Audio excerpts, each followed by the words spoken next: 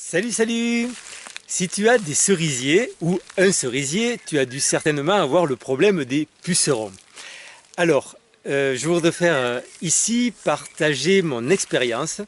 Donc, j'ai un joli petit cerisier qui commence à produire depuis quelques années. Il n'est pas encore très gros, mais il produit bien. Et il y a quelques années, donc il y a 3 ans, il était couvert de pucerons, vraiment toutes les feuilles rabougries. Donc j'avais pulvérisé dessus une solution d'eau et de cendre en dépannage. Et bon, ça n'avait pas fait grand-chose, mais ça avait peut-être sauvé le cerisier. Et les années suivantes, j'avais badigeonné autour du tronc un mélange de cendre et d'huile pour empêcher les souris, les fourmis de monter. Et donc, il y avait toujours quelques pucerons au bout des feuilles, mais bon, ça allait. Et cette année, je n'ai absolument rien fait. Et il n'y a pas un seul puceron sur l'arbre, mais vraiment pas un seul. Je vais te montrer, tu vois, c'est étonnant. Les feuilles, donc c'est souvent les bouts des feuilles qui sont attaqués. Et là, vraiment, c'est zéro puceron, donc j'espère que tu vois bien. Alors je suis assez étonné parce que c'est la première fois que je vois ça, que je vois un cerisier sans la moindre trace de puceron. Parce que ça soit en bio, en conventionnel, en n'importe quoi, j'ai toujours vu des pucerons sur un cerisier, plus ou moins. Alors parfois c'est la catastrophe.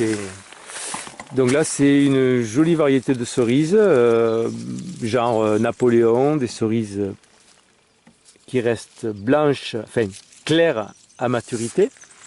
Voilà, donc le plus rouge qu'elles peuvent être, c'est comme ça. Je ne traite donc absolument rien sur le terrain. Il n'y a aucun traitement à part, dans certains cas, un badigeon de purin de plantes. Donc je ne fais pas spécialement de purin d'ortie, parce que j'ai pas d'ortie par ici. Mais quand j'arrache des herbes, je les mets à macérer et je pulvérise avec ça. N'importe quelles herbes, les herbes qui me gênent au potager. Donc c'est le seul traitement que je fais parfois, et encore pas tout le temps. L'an dernier, je n'en ai pas fait un seul. Par contre, donc il y a zéro traitement, sulfate de cuivre, tout ça, je ne connais pas. Et c'est paillage maximum, je ne laboure pas. Voilà, c'est au maximum la nature qui fait sa vie. Avec un paillage, je coupe l'herbe, je laisse l'herbe sur place lorsqu'il y a de l'herbe. Et donc beaucoup d'associations de plantes. Par contre, les arbres sont très en compagnie les uns des autres et il y a souvent des plantes qui se baladent. Il va y avoir de la consoude au pied d'un arbre, de la menthe au pied d'un autre, de la tanésie au pied d'un autre, etc. Et puis bon, tout est mélangé au niveau du potager, les légumes, les fleurs, les aromatiques, etc. Voilà, mais par contre, zéro traitement.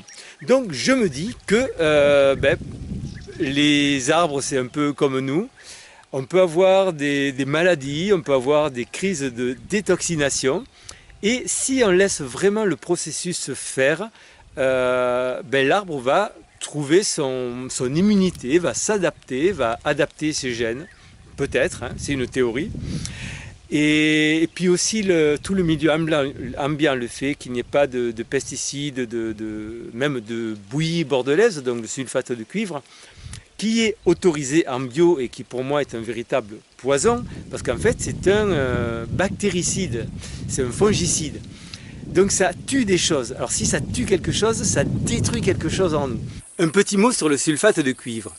Pour le cas où tu ne connaîtrais pas, c'est un produit bleu qui est utilisé en dilution avec de l'eau et pulvérisé sur les arbres pour prévenir ou guérir certaines maladies, certains problèmes avec des champignons. Et donc, c'est un véritable poison. Tout le monde l'utilise pourtant, c'est autorisé en agriculture bio. Moi j'ai plein d'amis qui font de l'agriculture bio, qui font de très bons produits, qui font attention à ce qu'ils mettent sur leurs légumes ou sur leurs arbres et qui utilisent le sulfate de cuivre. Donc ça fait partie de la pharmacopée végétale, agricole depuis des dizaines d'années, peut-être plus, je ne sais pas exactement, je n'ai pas fait de recherche particulière là-dessus. Et donc c'est un fongicide. Et un fongicide, ça tue les champignons. Or, les champignons, c'est la vie. Sans champignons, pas de vie. Donc si on tue les champignons, on déséquilibre le système. Et si on déséquilibre le système, les plantes vont être malades et vont avoir des problèmes avec les champignons parasites, parce qu'il y a des bons champignons, entre guillemets, et des mauvais champignons. Mais c'est comme dans le corps humain. Les mauvais champignons vont pouvoir se développer s'il y a un déséquilibre dans le système. Tu suis le raisonnement? Donc, à un moment donné, il y a un déséquilibre que l'on a créé ou qui apparaît temporairement. Parfois, il y a des choses qu'on ne maîtrise pas et on ne sait pas ce qui se passe. Et donc, une maladie, entre guillemets, apparaît, que ce soit dans le corps humain ou sur un arbre. Si on tente de résoudre cette maladie, ce déséquilibre, en créant un déséquilibre encore plus grand ou en maintenant le déséquilibre, il y a peu de chances que ça s'arrange. Et on va continuer à utiliser des produits nocifs pour tenter de pallier au déséquilibre qu'on a créé, mais en le maintenant. Voilà, c'est comme dans le corps humain, si on a mal à la tête par exemple, bon, mal à la tête, ça peut être un excès d'alcool, ça peut être un excès de nourriture, ça peut être le foie qui n'est pas content, ça peut être un signe d'élimination, ça peut être un excès de fatigue, il y a beaucoup de raisons. Ça dépend de chacun, de chaque cas. Mais si on résout ce problème, ce mal à la tête avec une aspirine, on crée un déséquilibre encore plus grand qui va entraîner soit un autre mal à la tête un peu plus tard, soit un autre problème qui va apparaître à un autre endroit du corps. Et c'est exactement ce qui se passe avec les arbres, c'est-à-dire qu'on a à un moment donné un problème avec un arbre qui a le mildiou par exemple. Si on résout ce déséquilibre avec du sulfate de cuivre, on va déséquilibrer complètement le système, ou en tout cas ne pas l'aider à se rééquilibrer, parce que ça fait longtemps que nous avons commencé à déséquilibrer le système par l'utilisation de produits tels que le sulfate de cuivre, par le labour, par l'élimination de la matière organique que l'on brûle, par plein de procédés dans ce genre-là. Alors, évidemment, lorsqu'on arrive à un moment donné dans un état déséquilibré, il y a beaucoup de problèmes qui apparaissent. De la même manière, lorsqu'on a négligé notre corps pendant longtemps, on va avoir des tas de problèmes qui apparaissent. Mais si on résout le problème chaque fois en éliminant le symptôme, mais sans aller à la cause, on va rester dans un déséquilibre qui va être de pire en pire.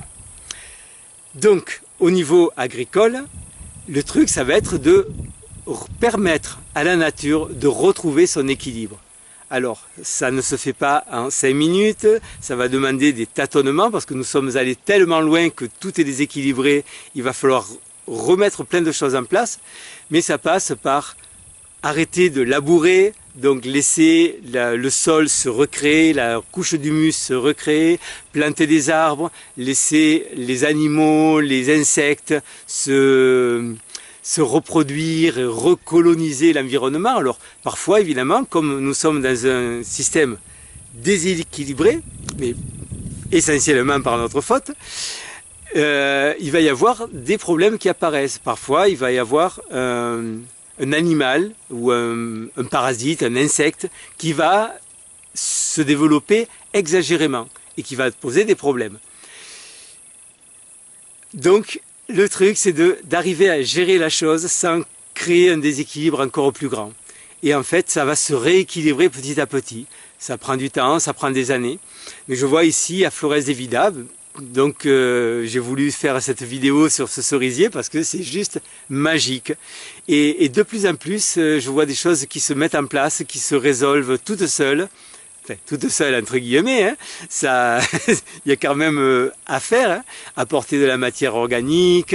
Je coupe régulièrement l'herbe pour qu'elle se décompose sur place, qu'elle améliore petit à petit la couche d'humus, on plante des arbres, enfin il y a du boulot. Au début les arbres ça demande de l'entretien, il faut les arroser, donc il faut les semer, quand ils sont petits ça demande beaucoup de soins. Et petit à petit, tout va de mieux en mieux et il y a de moins en moins de problèmes, de parasites, de maladies, tout va bien.